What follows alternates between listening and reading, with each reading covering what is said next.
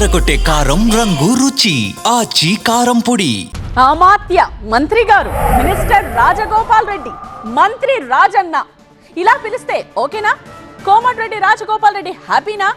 ఫ్లెక్సీలు పెడుతున్నారట కదా. మునుగోడులో మంత్రి రాజన్న పేరుతో పోస్టర్లు దర్శనమిస్తున్నాయి. ఆయన ఫ్లెక్సీలు వేయించుకుంటున్నారా, లేక ఆయన మీద అభిమానంతో ఆయన అనుచరులు ఏర్పాటు చేస్తున్నారా? మంత్రి పదవి ఎమ్మెల్యేగా గెలిచిన వాళ్ళందరూ ఆశపడే పదవి.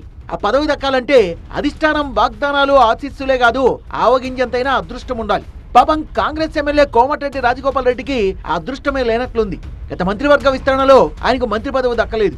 అధిష్టానం హామీ ఇచ్చినా ఆయనకు మంత్రి పదవి అందని ద్రాక్షగానే మిగిలింది. గత కొన్ని రోజులుగా రాజగోపాల్ రెడ్డి హైకమాండ్ తనకు మాటిచ్చి తప్పిందంటూ ఓ రేంజ్ లో ఫైర్ అయిపోతున్నారు. ముఖ్యమంత్రి పైన విమర్శలు గుప్పిస్తున్నారు. ప్రభుత్వ నిర్ణయాల్ని కూడా తప్పుపడుతూ ధిక్కార స్వరం వినిపిస్తున్నారు. మంత్రి పదవి కోసం పరితపిస్తున్న రాజగోపాల్ రెడ్డి కోరిక తీర్చాలని అనిపించిందో ఏమో గానీ రాజన్న ఆర్మీ పేరుతో పోస్టర్లు వెలిశాయి.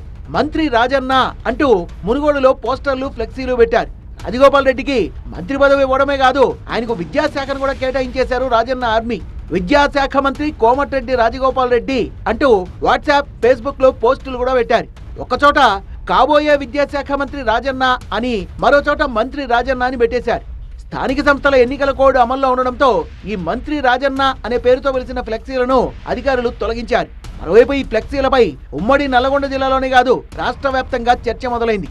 మంత్రి పదవి కావాలన్న రాజగోపాల్ రెడ్డి కోరిక ఫ్లెక్సీలపై అయినా నెరవేరిందంటూ సెటైర్లు వేస్తున్నారు ఆయన ప్రత్యర్థులు.